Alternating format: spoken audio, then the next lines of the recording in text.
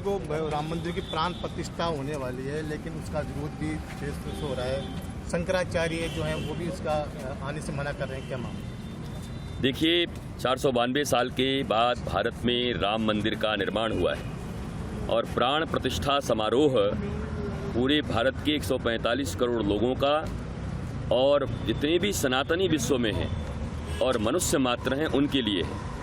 पर मनुष्य एक चेतना संपन्न प्राणी है, सबके मत अलग अलग होते हैं और होने भी चाहिए। शंकराचार्य जी ने धर्म सम्मत कुछ बातें कही हैं, शास्त्र सम्मत कुछ बातें कही हैं, वो विरोध में हैं, ऐसा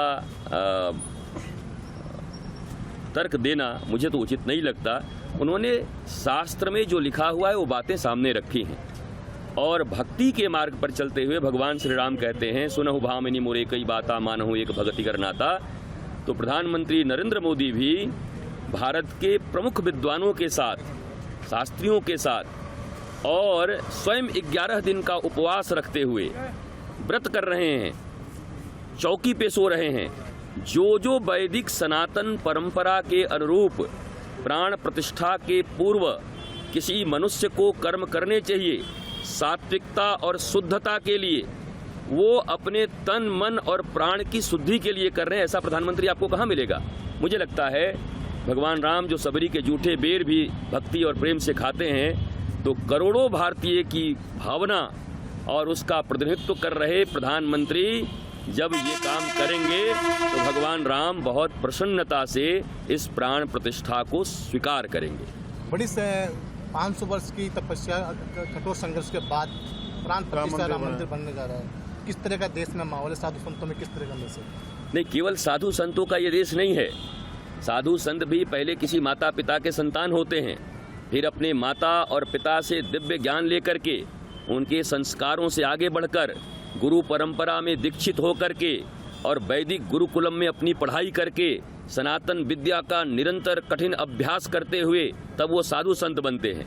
ये देश 145 करोड़ लोगों का है, चाहे वो लीडर हों, प्रीचर हों, टीचर हों, कंडक्टर हों, कॉन्ट्रैक्टर हों, सबका ये देश है और सबके हृदय में इतना आह्लाद है कि मेरे राम 492 साल के बाद अपनी अयोध्या में भव्यता और दिव्यता के साथ, जैसे कभी 14 वर्ष के बाद आए थे, इस बार 492 साल के बाद आए हैं, तो 14 वर्ष की दीपावली फीकी पड़ेगी और ये 492 साल की पूरी दुनिया में मन रही दीपावली, मुझे लगता है देवी और देवता भी आह्लादित होंगे और ये दीपावली जरूर देखेंगे। अयोध्या के बाद में क्या कृष्ण मंदिर भी मथुरा में बनेगा?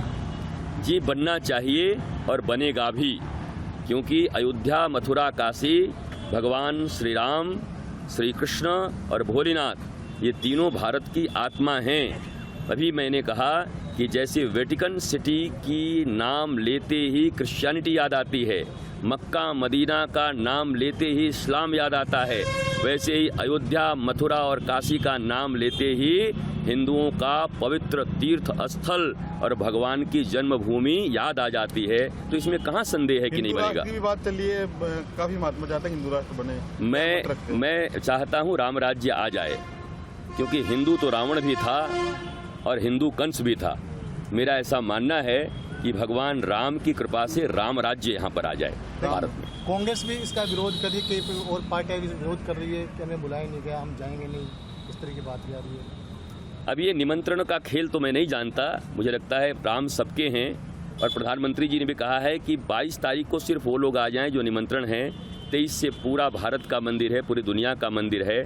चूँकि विश्व के अन्य लोग भी आएंगे तो कोई कैओस उत्पन्न न हो, इसलिए लिमिटेड लोगों को 22 तारीख को बुलाया गया है। किसी को रोका थोड़ी गया, सबके राम जी हैं, तो सभी जाएंगे, खूब दर्शन करेंगे।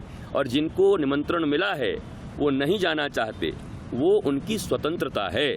आपको मोहल्ले में सत्यनारायण भगवान की कथा का निमंत्रण मिले और आप न जाए, इसका अर्थ ये थोड़ी है कि आप सत्यनारायण भगवान के विरोधी हो सकता है आप जिनके घर में हैं उनके घर में नहीं जाना चाहते, तो ऐसी कोई प्रक्रिया उनकी होगी। लेकिन भगवान राम भक्तों और राष्ट्र के खिलाफ अगर अमर्यादित भाषा का जो लोग प्रयोग कर रहे हैं, वो लोग राष्ट्र के नहीं हैं।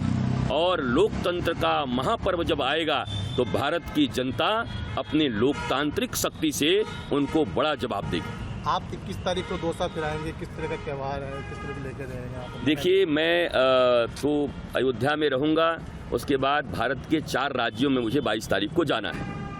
मैं देखना चाहता हूँ कि जगह जगह लोग उस दिन कैसा दीपावली मनाते हैं। टीवी पर तो देखेंगे ही, पर मैं 4 जगह पर जहां लाखों की संख्या में लोग उपस्थित होकर ये मनाएंगे, मेरी उपस्थिति वहां रहेगी। हवाई मार्ग से मेरा जाना होगा और उसमें 22 तारीख को संभवतः मैं जयपुर में भी आ रहा हूं। तो उस जाने के क्रम में अगर ये दौसा मुझे मिला और कहीं मैं हवाई मार्ग से आया तो थोड़ा तकलीफ होगा, और इस मार्ग से आया तो मैं दौसा के कार्यक्रम को देखते हुए और प्रणाम करते हुए जाऊंगा। धन्यवाद।